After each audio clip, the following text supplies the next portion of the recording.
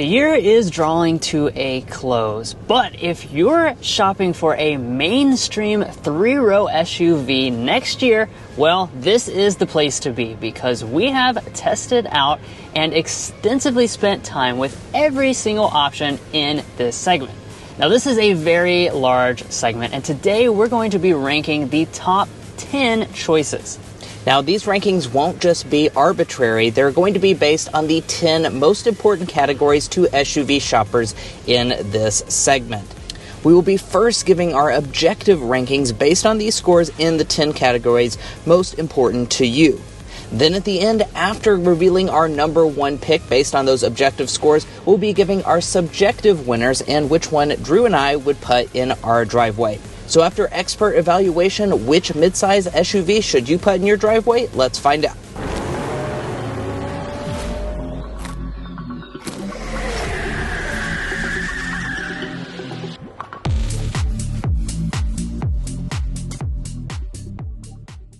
So we spent countless hours evaluating all of these models, living with them, testing out the third rows, messing with the technology, etc., etc. And we divided that into the 10 most important categories. Luxury features, powertrain choices, drive experience, rear seat, third row, cargo space, technology, active safety features, reliability, and the value under $50,000. Now, of those 10 categories, we will be ranking them from 1 to 5, 5 being exceptionally good and 1 being poor, and half points are allowed. If there's any ties, we will be breaking those with our personal experience with the vehicle. But there are 14 total options, so let's go ahead and get into the top 10. So getting started with number 10, we have the Volkswagen Atlas with a score of 32 out of 50.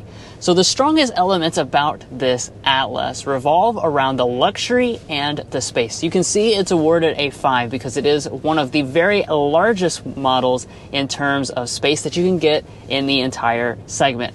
And it also has a lot of luxurious features inside of the interior as well as good luxury appointments.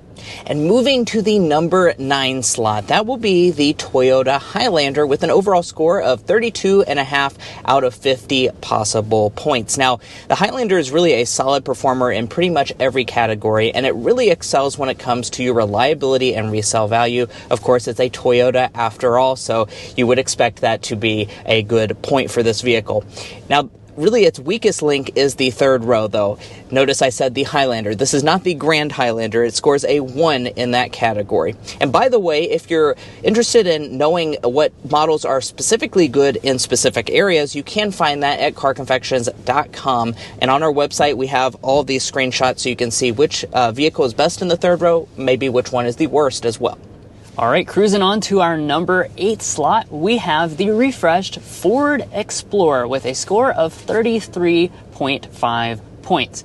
Now, the strongest areas of this Explorer are around safety and the powertrain. Now, if you watched our full review, you know that the powertrain situation is very impressive because you have the ability to get a 400 horsepower twin turbocharged V6 engine, which is really kind of the hot rod of the segment, you could say. Also, on the safety front, you have standard, all the active safety features, plus you have the availability of getting their Blue Cruise system, which is one of the only true hands-free systems available in the segment. Now, before we move on to the number 7 choice, I do want to point out that new products are always being added to these segments, and we are evaluating for the 2025 model year. Now, keep in mind, if you watch this, a year from now, this might be a little bit outdated. But moving to the number 7 slot, that is going to be the Mazda CX-90. It scores an overall score of 35.5 out of 50 possible points, and really it scores well in several different categories. Of those luxury features, it gets a 4.5 out of 5. Also, the drive experience and the rear seats, as in the second row, are very impressive. Of course, you would expect a Mazda to drive nice. It has that new inline 6-cylinder option, as well as a plug-in hybrid, and the rear seats are surprisingly nice if you get a fully loaded model with that center console. Next up with our number 6 slot, we have the Honda Pilot with a score of 36 points. Now, its strong categories are really have a wide range of them, basically. You have a 5 in resale and reliability, as you expect from a Honda product. You also have a lot of 4s, if you notice, and those are going to be concentrated around things that I would say are practicality. So you're talking about the rear seats, the third row, and the cargo capacity. All three of those are very strong for the segment, since this is a large product. It's going to give you a lot of features and a lot of space. Yeah, it's what I would call a very solid performer, pretty much all around. Yep. Now we're getting ready to get into the top 5 products. But first, if you're new here, we're brothers, and we've been reviewing cars since we were 12 and 16. We may be young, but we love cars. And we'd love for you to subscribe to be a part of our Car Confections family.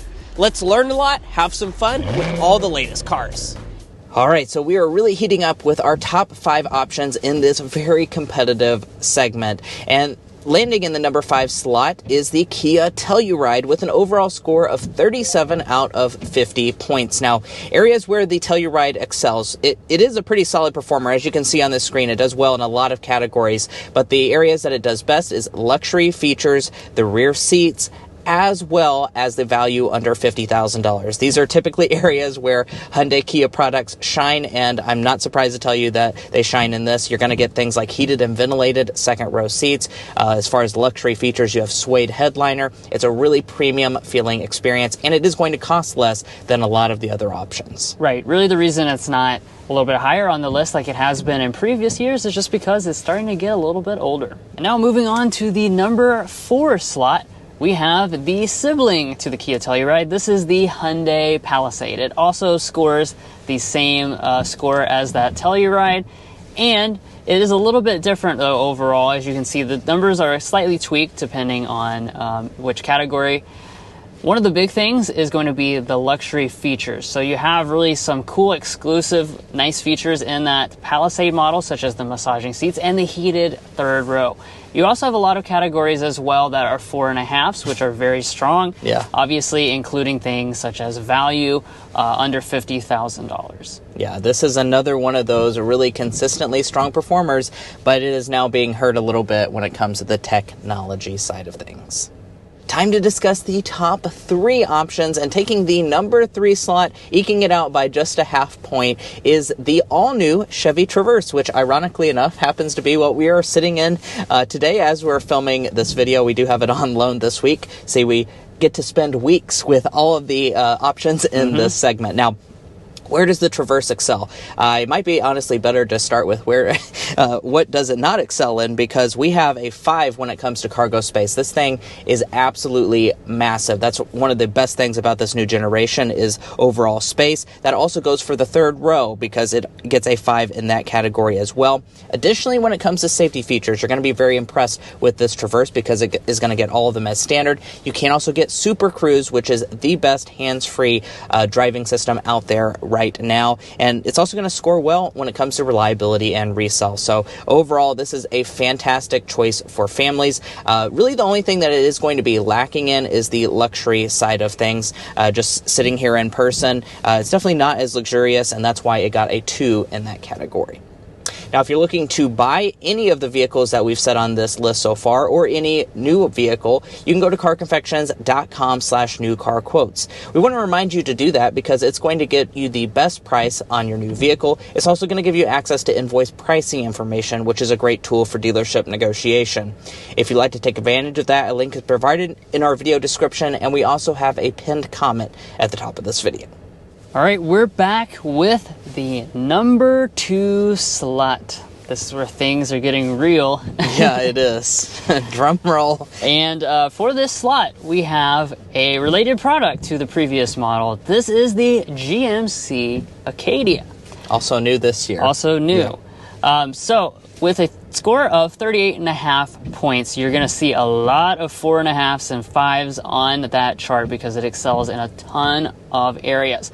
You have really strong characteristics like the Traverse in terms of space. That's really a big thing. They upsized it this generation to be much larger than the previous generation, and now it is absolutely enormous. It also, over top of the Traverse, excels in luxury.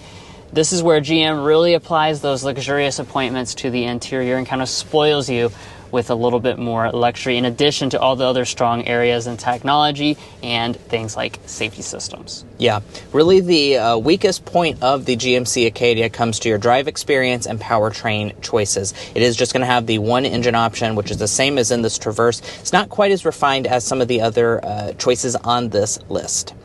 Alrighty, and it is time to reveal our number one choice objectively on this list, which will be the Toyota Grand Highlander, coming in at 41 out of 50 possible points. Now note, that is actually several points ahead of the number two option, so this thing really is impressive. As far as the scoring, it gets a lot of fives.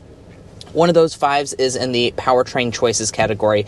The Grand Highlander really gives you any choice that you want. There's a lot of hybrid options. There's powerful hybrid options. There's traditional gas choices as well. So really any type of powertrain you're going to want, you can find in the Grand Highlander. Additionally, it is just massive. So you're going to have an impressive third row, really ridiculously large cargo space as well. And it's a Toyota, so it's going to rank highly when it comes to reliability and resale value overall. Now, some of the weaker points for the Grand Highlander would be your value under $50,000. It is kind of an expensive choice, so keep that in mind. Additionally, the technology is just pretty much average for the segment. It's not going to really wow you. Right, and there's one more thing that we should mention. For those of you who maybe follow the auto news, you know that Grand Highlander was under a recall and stop sale for a pretty extended amount of time last year. It is now in production again. But if you're shopping like right now, as soon as you're seeing this video, it might be a little difficult to find one because production was stopped for so long. They're going to have to build up inventory again. Yeah. So that rounds off our objective top 10 in this segment. But which one are we going to put in our driveway? For me, that's going to be the Mazda CX-90. I don't have any kids or anything like that. I'm not concerned about the space as much as I am about the luxury and the driving dynamics, which really stand out in both ways for the CX-90. Yeah. For me, I'm going to take the Kia Telluride. And, keep in mind, I am a man, so I do really like the way that the Kia Telluride looks on the outside. It looks a little bit tougher and more masculine than the Palisade, even though it does have a few less features.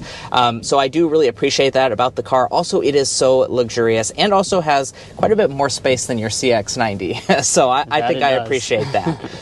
Now, that's going to round off this video. We really hope you found this helpful because there are so many options in this segment to navigate, and both of us having experienced every single one of the options in this segment multiple times and lived with them for weeks on end, we really hope that we were able to provide some insight into your buying decision because I know it can definitely be overwhelming. For sure, definitely. Now, we do also want to re-emphasize if what matters to you is a specific category, let's say luxury on this list, of course that would shake up the order. So keep in mind you can look at those individual scores. You can find that at carconfections.com or just rewind the video and pause it on each of those sections because we have broken those down for you already. And, of course, we had different driveway picks than our number one objective winner, too. Yeah, so that would allow you to basically come up with your personal pick based on what category is more important to you.